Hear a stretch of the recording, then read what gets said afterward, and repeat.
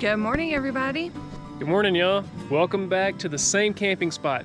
But don't worry, this is the last time we'll be here. After this, we will be moving on, but we are still in love with this spot.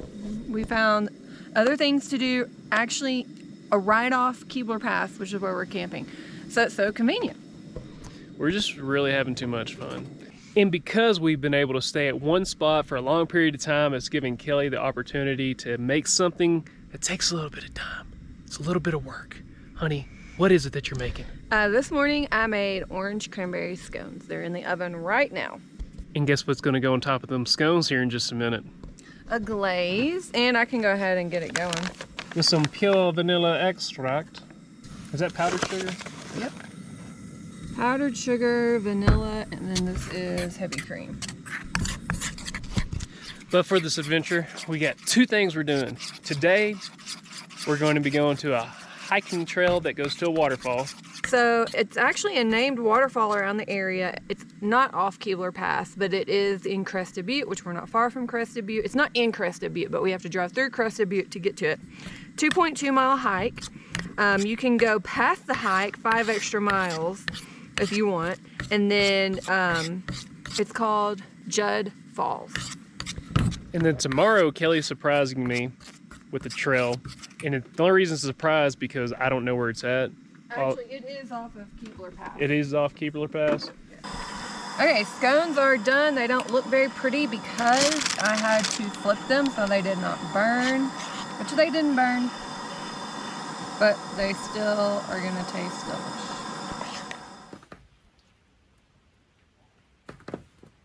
Wow. Just can't get over how good it is. I mean, it's so great. I think we're about ready to roll out. Those things were freaking awesome. Oh God, they were like, I think the best I've ever made. They were right up there. They were phenomenal. They were delicious. But let's go see what these falls are all about.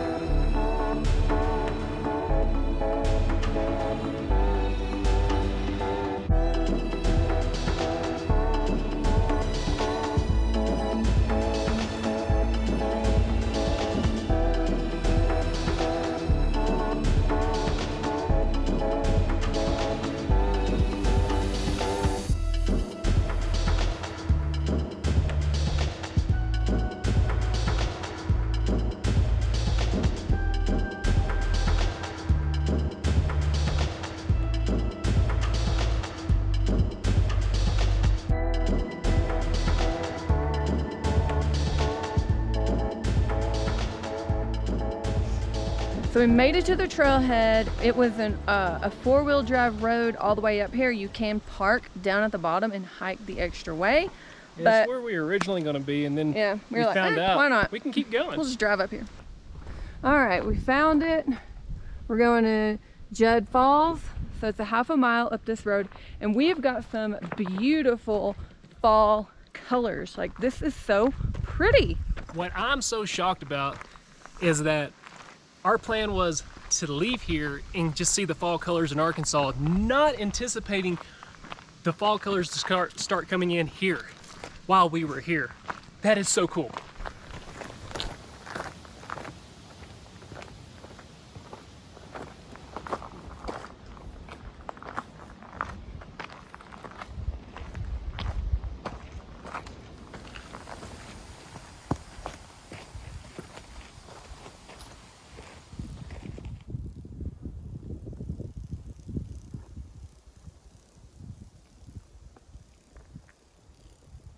So I don't know if many of you have watched the first time we ever did a vlog in Colorado, but in that I talked about how the Rockies were formed, and this gave me some new information on top of that. So originally, whenever the Pacific plate was coming into the North American plate, it created the Sierra Nevadas out in California, Oregon, and Washington, and the plate started going under the crust. When it got to where the Rockies are now, it was pushing all the rock up, and magma started being pushed up under a layer of dirt. And like this little kiosk said back there, it was like a giant pimple for the earth. And as the magma went up, it never exploded, creating a volcano. It just cooled and created granite, which is what you see back there. All the soft dirt that was on top, that was natural soil, eroded away from rain and glacier melt, and it caused the granite to stay because it's harder to break down and expose it more, to where the dirt was actually a lot higher. And that's how the Rockies were formed. In relation to Arkansas, whenever the Ouachitas and the Ozarks were eroding away, these mountains were being formed, causing water to start coming this direction and get rid of the shallow sea that was west of the Ouachita Mountains, which formed the Arkansas River, cutting through Arkansas. Pretty cool.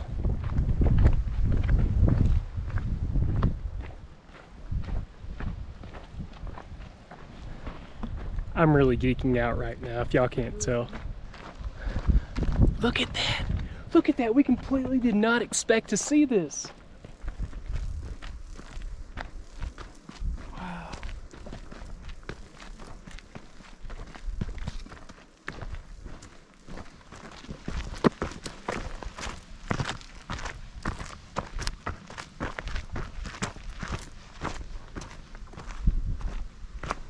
So to get to these falls, we drove through a small town called Gothic City, and they have a Rocky Mountain Biological Lab in this area where they study animals and plant life, vegetation, the water. They study everything in this area. So a lot of it is protected. Like you see right here, the sign, this is part of that as well. So apparently this Gothic City in 1881 was a mining camp. So there was silver discovered here in 1879, 7.5 miles up Copper Creek, which the falls are on Copper Creek. And then in 1928 is when it became the research lab for the area. So the falls are actually named after Garwood Judd, who is one of the co-founders of this biological area. I'm actually shocked that we made it here so fast. Yeah.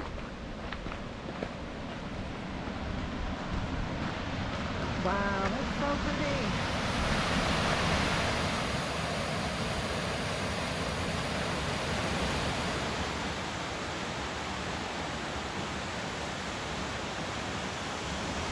Judd Falls was so beautiful and a really enjoyable hike. That was very peaceful. Yeah, you could totally do it. I think we're gonna go back to camp and I'm gonna cook us some dinner. We're back at camp, and I understand that was a short hike, but we're gonna make up for it tomorrow. But even though it was a short hike, for some reason, we're starving. We're so hungry. I am actually gonna bust out the pressure cooker tonight. I've not used it on the regular stovetop yet. I've only used it on the fire. We can't have fires, so I'm gonna try it on there tonight, and I'm gonna be making spaghetti. This is a beast. If you have not seen it in our previous vlogs, look at this. Lets out steam up here, and you just unscrew the top here.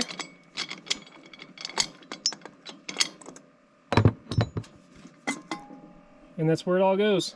But make sure you do not unscrew this top when it's fully under pressure. That would kill you probably. I'm getting ready to cook my spaghetti. First thing I need to do is cut up my onion, and I'm gonna saute it in the skillet, transfer it to the pressure cooker, saute some garlic with the onion, transfer that into the pressure cooker, and then we'll do meat the same way, transfer it into the pressure cooker. And so you're probably wondering, why are you cooking everything before you put it in the pressure cooker? I used to make this at home in my crock pot. So a crock pot and a pressure cooker are kind of the same thing, except a crock pot will take longer to cook. And the pressure cooker, I'm probably only going to time it for 20 minutes. And so what it's going to do is help it all stew together and make it really thick, bring in all the flavors. And if I was to put it all in there raw, it would take longer to cook. And that's the whole idea of the pressure cooker, is that it is quick and it is delicious. So at home, it would usually take how long to cook those? 8 hours. and she cooked it the exact same way, pre-cooked everything, put it in the crock pot, and it still took 8 hours. So this is just going to cut it from 8 hours down to 20 minutes. So I don't know if it'll take 20 minutes. I'm going to check it at 20 minutes. I think that's what it cooked last time. But you know, to check it, you've got to release all the pressure from the valves. So I think it should be pretty good by that point. But we'll see.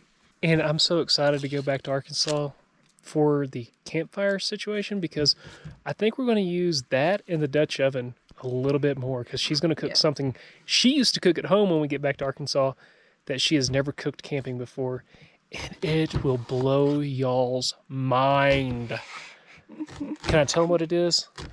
Or do we just surprise? We'll just surprise y'all when we get back to Arkansas what it is. It's going to be cooked in the pressure cooker here.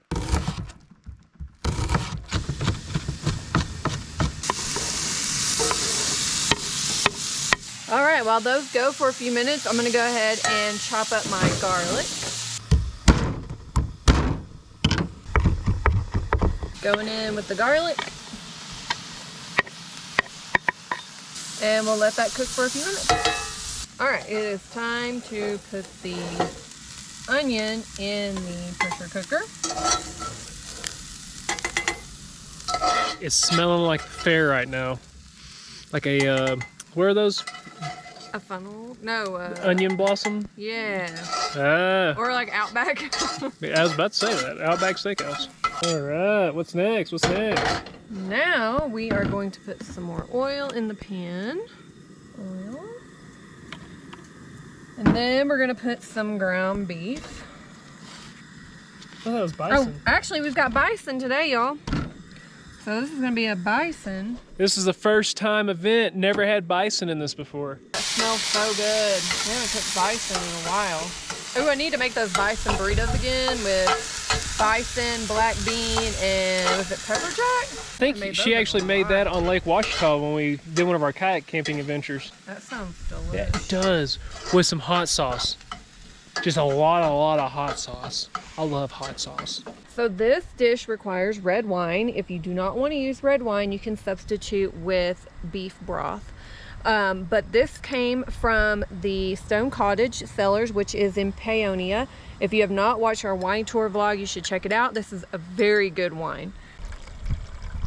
There it is. And this Merlot is, what did she say? It is the furthest, it's the highest altitude growing Merlot grapes in the Northern Hemisphere. Yeah. So it has a very unique flavor. It's very good. While we're waiting on that, I'm gonna go ahead and add some stuff. Everything else is just gonna go in the pot. So I've got a 28-ounce can of crushed tomatoes. And you go. So I have some Better Than bouillon. I like this better than the cubes or powder. It is just so much more rich in flavor. You can actually make your own broth with this as well. And I'm gonna do, I think that's probably good. And we've got some tomato paste. And I'm just gonna squirt some of that in there. Okay. Then we have Worcestershire.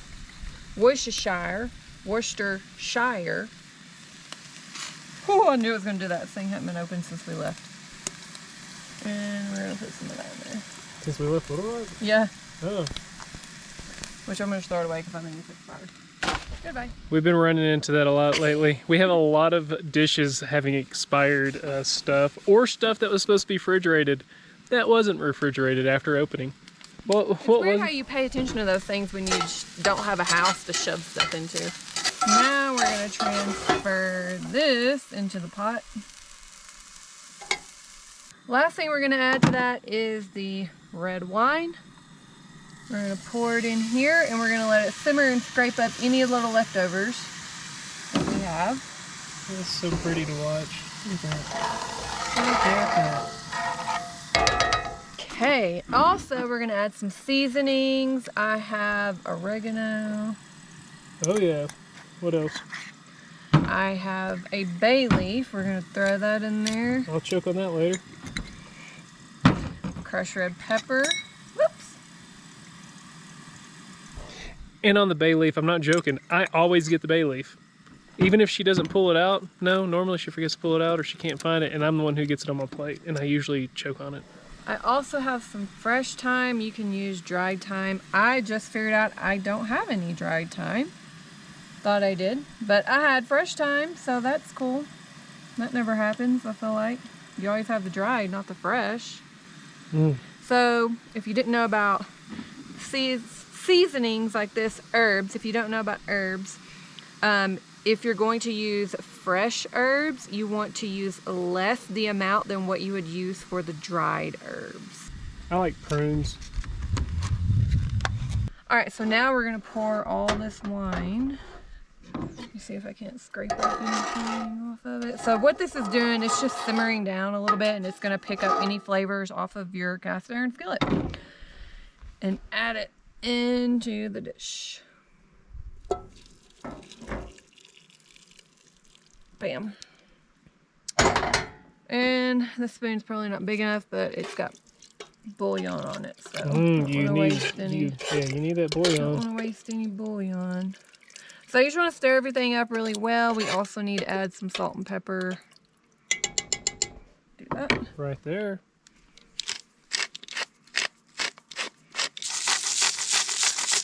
And we'll stir it all up again. And then we'll put the lid on it and we'll start the flame on the cooktop.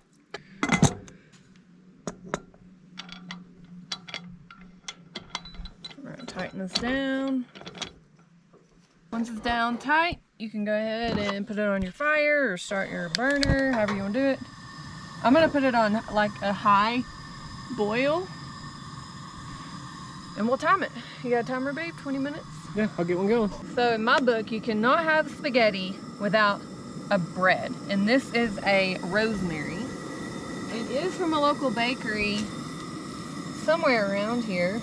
Not really sure where. All right, while we're waiting on that, I've got some water boiling for my noodles, and I'm just using a regular spaghetti noodle. I really like this brand, by the way. It's really good. Hey, they were established in 1886. Good year. Water's boiling. In goes the noodles. All right, I'm taking care of the crazy part of all this. So that we can check this quicker, I usually remove these. I thought you were going to remove it off the burner. Yeah, after I do this.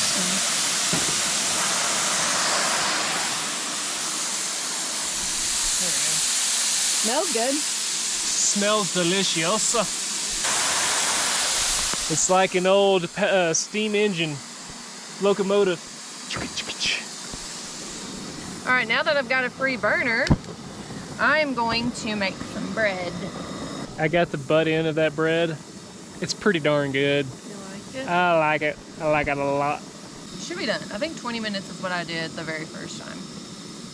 And if you notice, it still has, it might not have the steam, but it's still, you can hear it. Do not open that until it quits making sound. What did I say? Can I hear you? Right? Okay. Just never make that mistake. I have not made it yet. If I do make it, I might not ever be here again to record this for you guys. You don't hear it, right? No more sound, just like I said. And it's super hot, by the way. The whole thing is hot. Even the little handles are hot.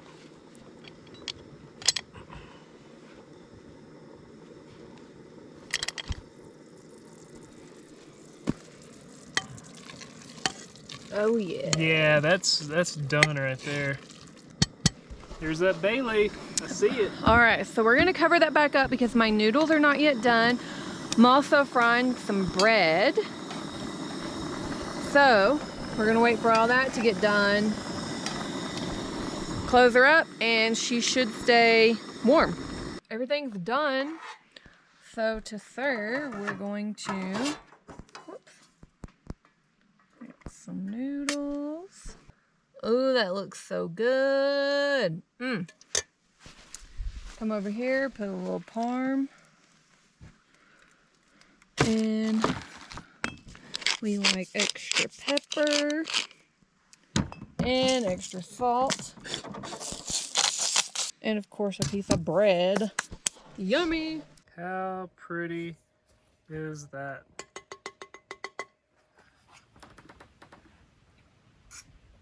You can always get more meat sauce.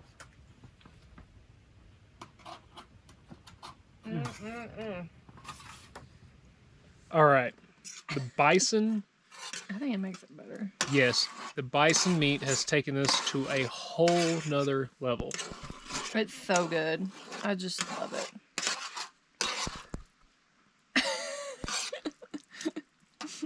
It's delish. It is. But it's getting really cold really quick. Yeah. But because it's getting cold, we're going to eat this, do dishes, and get in the tent. So we'll see you in the morning. See you in the morning.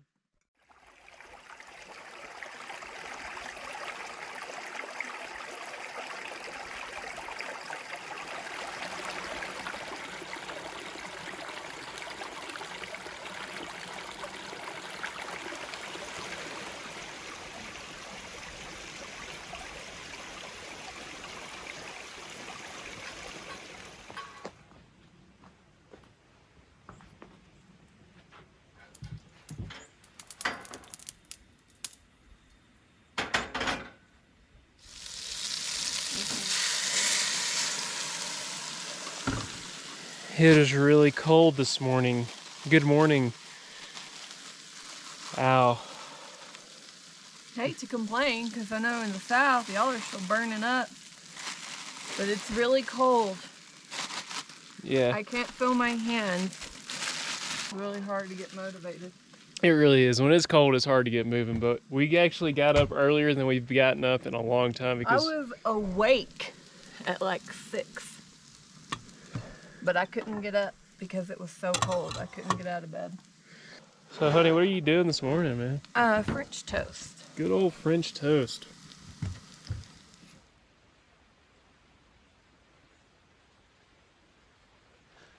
The sun's finally out, warming up, feeling great. It's just really hard to get going when it's like 39, 38 degrees in the morning. Your joints aren't lubed up. But if you remember on the Tuesday vlog, we went to Lake Irwin. Well, I found a really short, very hard climb up to the top of a ridge, overlooking all the valleys around it. I've been looking for a trail like this. This trail we're gonna be doing is probably gonna be close to 4 miles total. We'll get 1,400 feet of elevation, give or take. That's not bad, we've done worse. But what's gonna be bad is it's gonna be straight up. It's only 2 miles up to the top. So it's gonna be a brutal hike. I love brutal hikes. Do you like brutal hikes? Yes. No, she doesn't. She just does it because she loves me. A little bit more info about this trail. It's called Trail 419. Trail 419 starts at the parking area next to the old Irwin Lodge and eventually merges with the Scrapper Ridge. Scarp. And eventually merges with Scarp Ridge Trail. The trail splits off to the left about a half a mile up the trail from the Irwin Lodge parking area. Here's some other information. Scrapper Ridge. Scarp. So Scarp Ridge is about 12,000. Oh no, that's the peak. So there's a peak called Purple Peak, and it's 12,812 feet. Man, this is gonna be awesome. My toes are cold. I can tell. Your feet are cold. They're ice They've been cold all day. Look at that. Just look at that.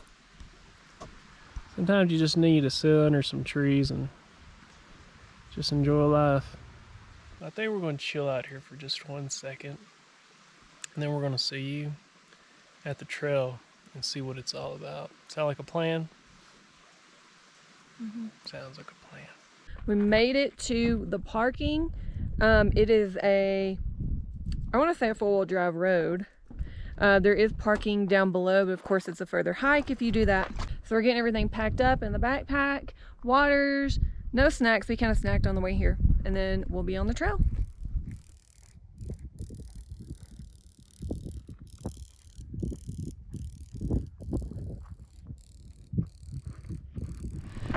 Well, I'm already out of breath.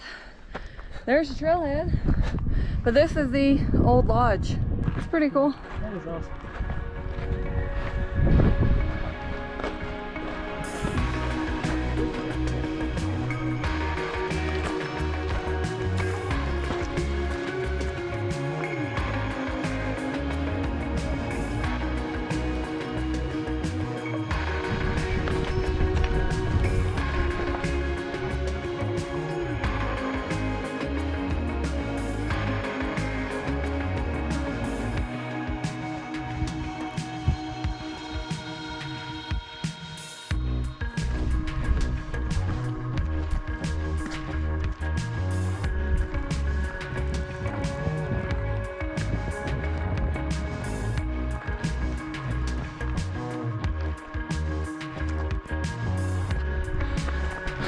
getting a little more difficult to breathe because we're starting to get above the tree line. You notice how short the trees are. Starting to get to the point where trees don't grow anymore. Pretty cool. I don't get to do that every day.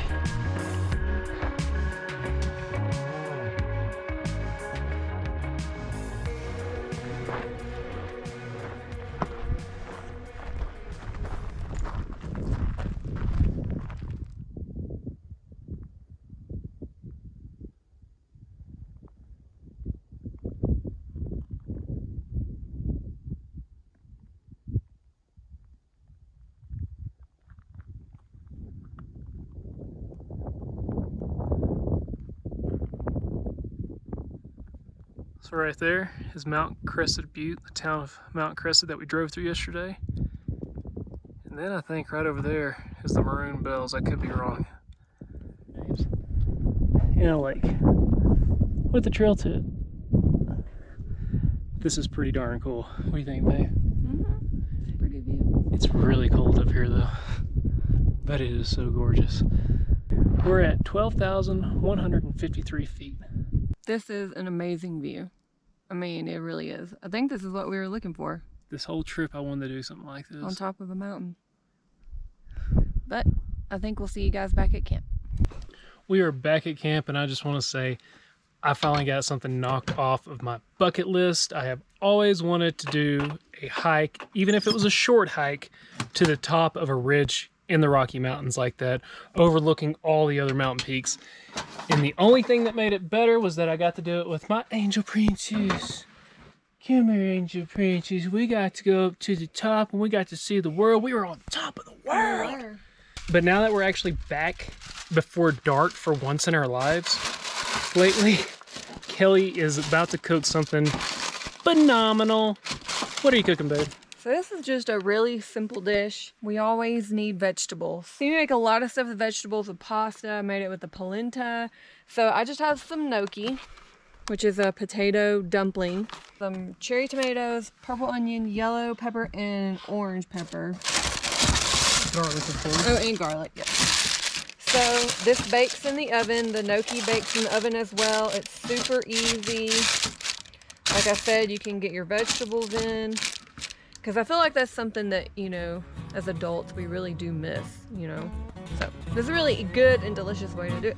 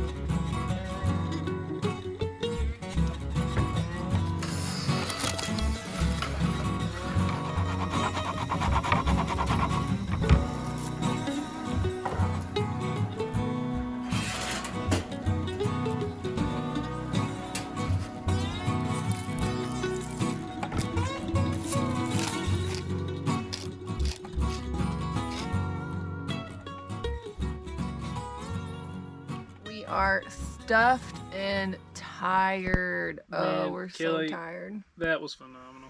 Thank It you. was so simple, so good, full of flavor. Yeah, it was good. It's really easy. You should try it. Oh, and this is the last time we will be here. We're kind of sad. We're kind of excited to move on I think we're ready to go. But we really have digged this area. Yeah, we've been here a while. 14 days. It'll be 14 days when we leave. So we'll see you at our next location next time. Catch you on the other. Bye.